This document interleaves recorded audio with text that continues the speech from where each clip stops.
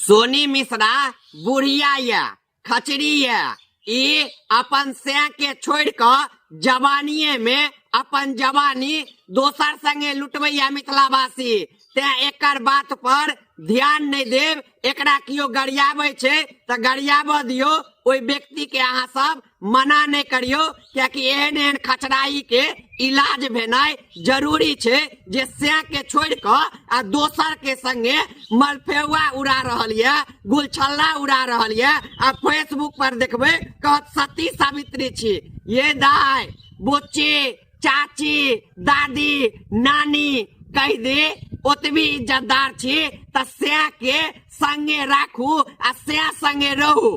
की बात या जे से अहाँ संगे नहीं रहिया दुनिया के बताइयो कनी, तहन दुनिया के अहाँ के काला करतूत आ काला सच्चाई पता चलते।